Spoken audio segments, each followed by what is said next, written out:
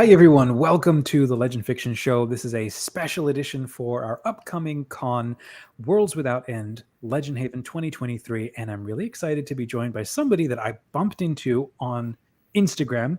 Instagram can be awesome for meeting people, friends. Kathryn Zurmehly. Hi, welcome to the show. Good to have you with us. Hi, thank you. Glad to be on here. So she's written a couple of different novels. She's got a trilogy called the Paladin Trilogy. So we're going to talk a bit about creating worlds and then going back to them, which is what you do in a trilogy. So Kathryn is a U.S. Army veteran and a sci-fi and fantasy writer from Phoenix, Arizona. She looks to write stories with both heart and teeth, the same kind that inspired her throughout her life. So this is going to be fun. First of all, tell us a little bit about your novels. You wrote one a couple of years back, and now you're launching the second one, and you've got a third in the makings. Can you tell us about this saga? Yeah, the Paladin trilogy comes out of kind of a lot of killing time and burning energy and dealing with frustrations in deployment. I think that shows, and just like being a science fiction and fantasy fan my entire life, pretty much. Okay. It's I describe it a lot as a dark fantasy. Okay. It's a lot about the world on the edge of war and frightening things, and the people who, even when things aren't going right, they say we got to keep fighting. It's scary, we're miserable. Mm-hmm. That's the deployment thing leaking through, but we got to keep going. We can't let the odds knock us down. Mm-hmm. And it's hard to go in a little bit more detail from there. We have the elven gods and the human gods and their active figures. Mm-hmm. And our heroes, who are just people kind of in the middle of all this mystical stuff going on that's ripping their world apart. Yeah, I was reading the first chapter of your book and was riveted by the whole god shard thing and these kind of curious zombie-like beings that are magically connected to the world around them that's dragging it down, and it was just really, really cool. I'd not seen stuff like that as much.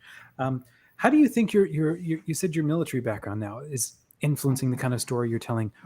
Why do you think? How is it influencing you? A lot of it is these specific books. The first one was written, most of it was written in about 7 days. I ended up having off on my second deployment, which was a year after my other deployment. So the physical sense, and if anyone out there has been deployed and they know, like, you miss things.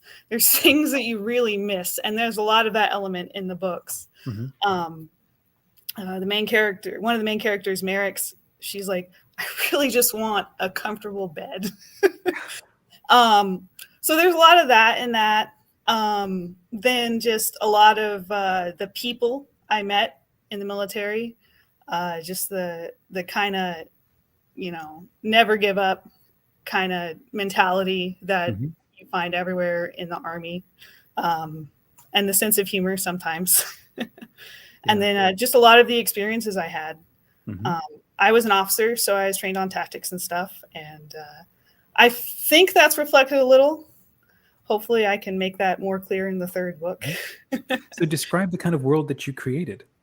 The vision I have for the world is one where it has a lot of aspects of Rome and medieval Europe, and just these different factions and flavors of it. And then you have a very long history going back mm-hmm. with this elven society that's now dying.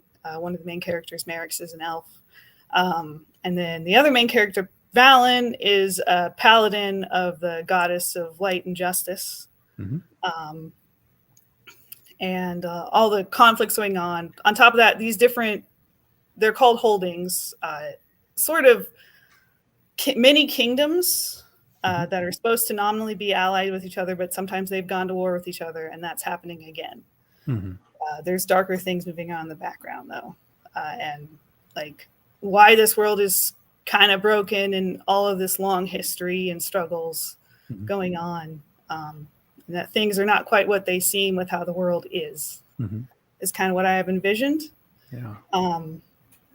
And it's just interesting to go from something, a story where there's all these major political things going on, but you're telling it from the point of view of men and women of action, really. And that's kind of what I was attempting to do with it.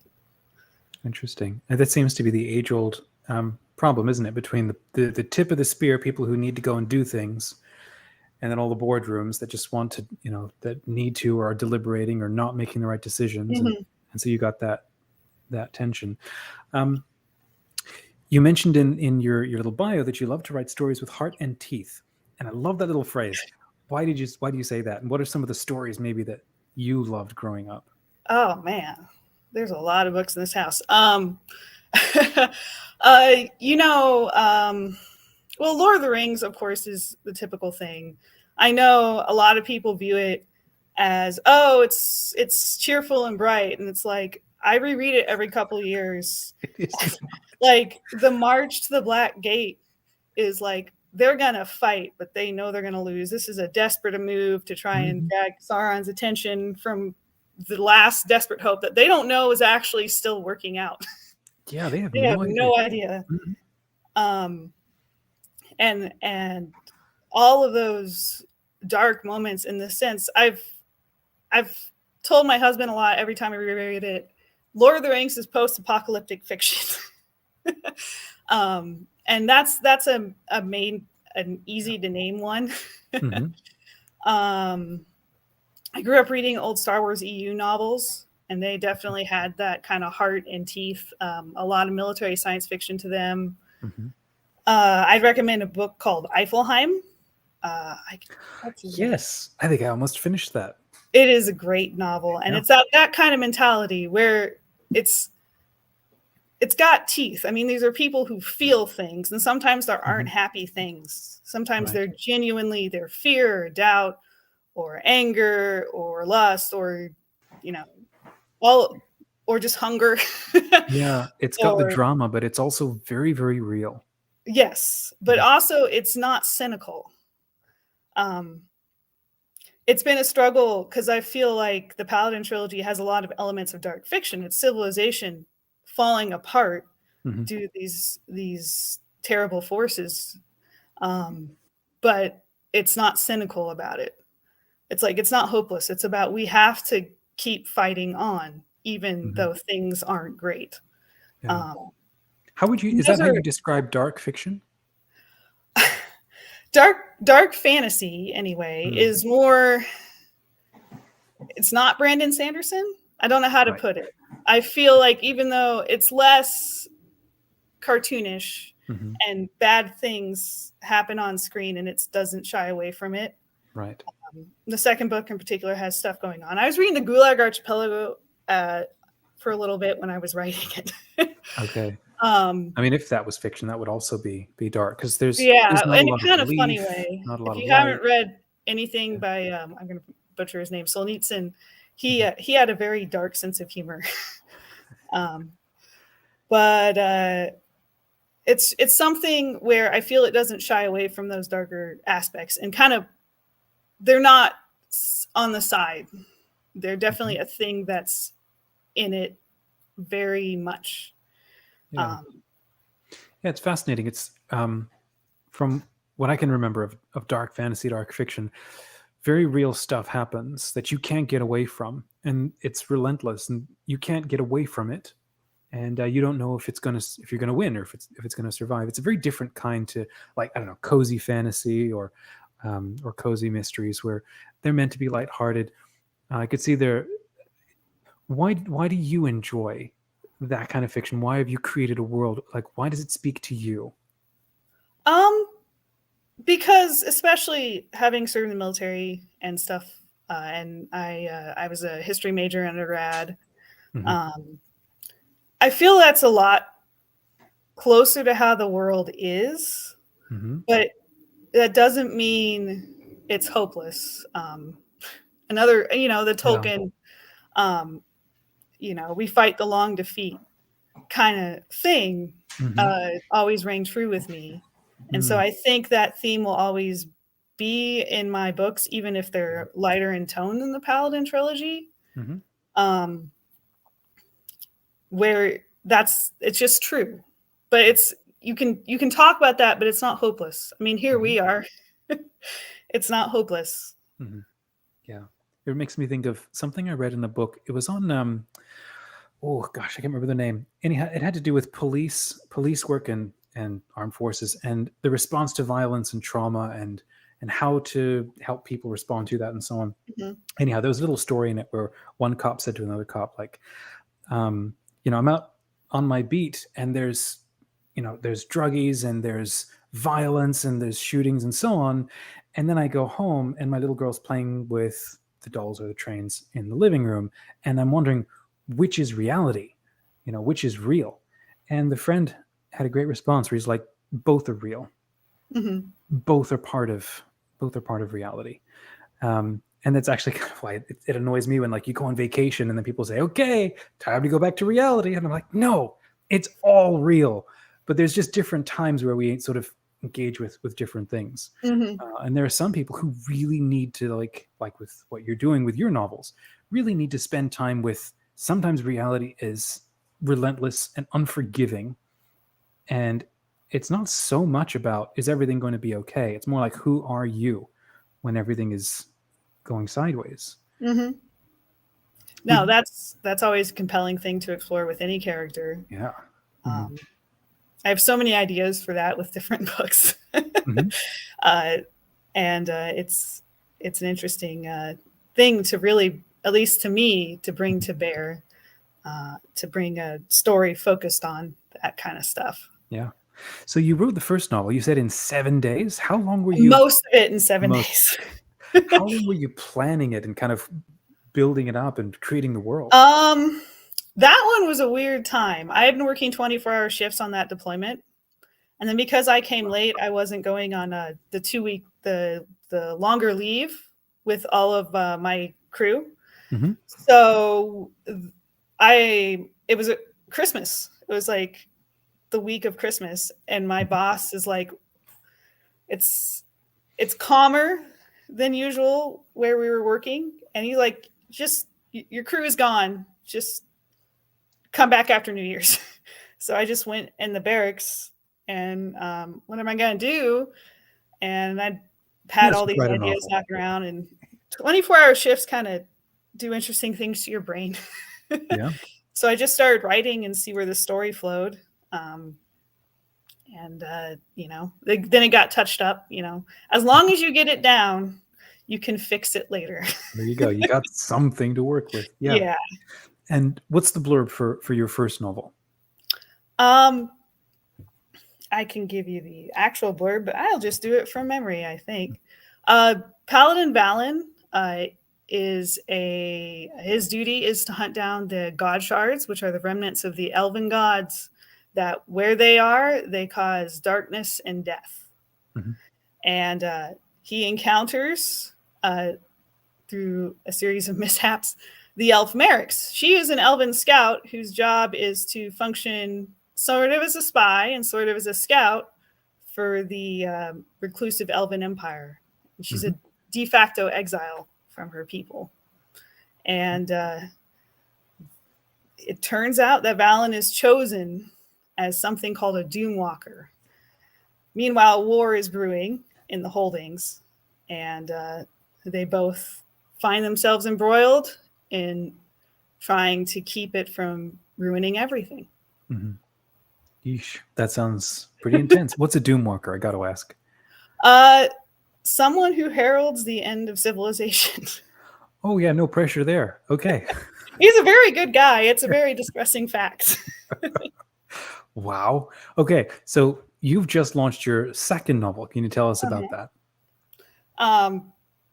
Well, civilization has come collapsing down, and there is a dark god named Nylok, who is, now empowering this tyrant to, start up work camps all over the place, transport his armies really fast. And the last holdouts, Merrix is with the last holdouts of the Temple of the Human Gods. And Valen is dead. and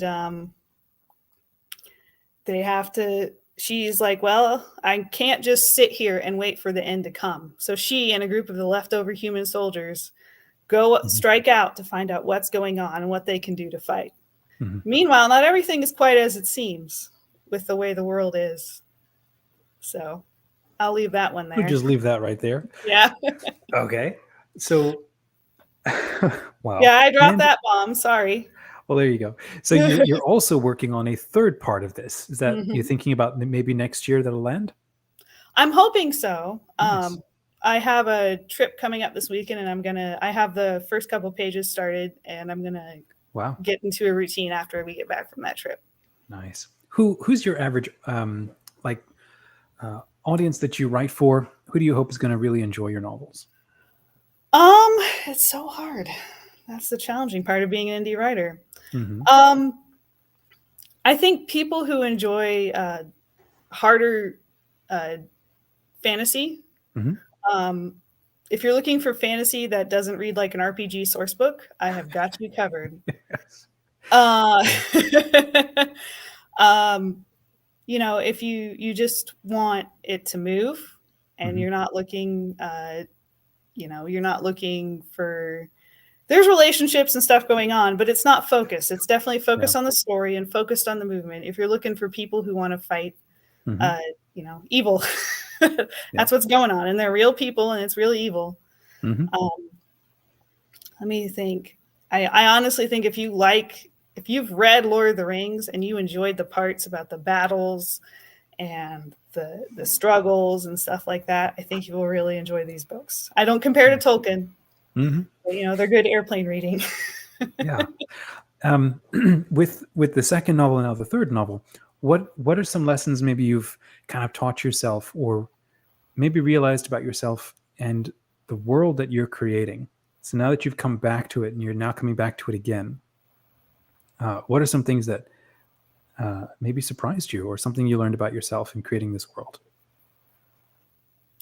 I am not the same person I was when I wrote the first book. I can definitely reach back into the mentality that I had and continue the trilogy.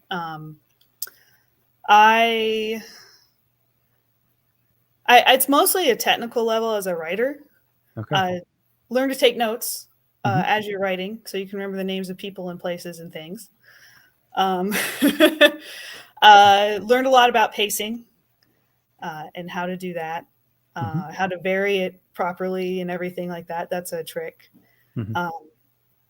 As for myself, it's just been a matter of, discipline and just following the flow of the story.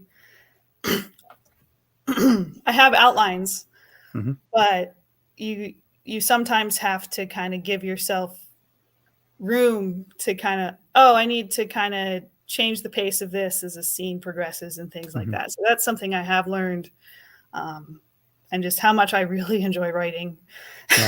And it makes me feel like me, And that's so intriguing. Why do you think that is? I mean, I think most writers are kind of like that. For you, what would your answer be? Like, why? It's a sense of exploration and just really getting to know these people in this place and these events and following it. That's what it feels like, is following it. I've done a little bit of like going down the Grand Canyon and stuff like that. And it feels like following a trail or following a river around every new bend. And just, there's a wonder to the exploration of that. It's not exactly like the characters are telling you who they are, but it's not like they live in my head. It's more like I'm coming around to see what they're doing and what's going on and what this place is like. And I don't know. I guess I'm an adventurer at heart. It's fun to have that kind of adventure in a whole new way. Yeah, I think that's exactly why I love writing and reading too. Is that not just discovery of me, but discovery of everything else. And then, who might I be like if I was in those situations? Yeah. So where can people? So you're actually planning to spend some time, hoping to spend time at the con. So maybe like a read aloud, hang out with people, and chat with them. So People can check the schedule for that. And if you haven't yet, check the link in the description, good friends, legends, to register for free for this con. But if people want to learn more about your novels, where can they find you online? You can buy my novels on Amazon. If you look up my last name, Zurmehly, I am the only one as of yet on Amazon. The only Zurmehly on Amazon? Yes. And then I also have a website, KathrynZurmehly.com. I'm going to write a monthly newsletter and fight with MailChimp to get that working. You've like actually an indie writer. And then also on Instagram at Kathryn Zurmehly, and my author page on Facebook as well. Check the link in the description, friends. Follow Kathryn and her adventurings. And if you enjoy her novels, please buy a copy as a way to support her. So join her mailing list. Consider buying novels. That's kind of the whole point of this con for readers and writers of sci-fi and fantasy fiction. Probably a lot more fantasy right now, but we have a lot of sci-fi writers too. Oh, I'll do sci-fi sometime. I will too. I love sci-fi. Hit the link, like I said, in the description. Please register. Come and join us for free. It's October 14th. Unless you're catching this replay, then we had a ton of time, and I'm sorry you missed out. But catch us again next year. So this year's theme is LegendHaven, World Without End. And it's a convention. Show up in costume. Let's have fun. God Thank bless. you all very much.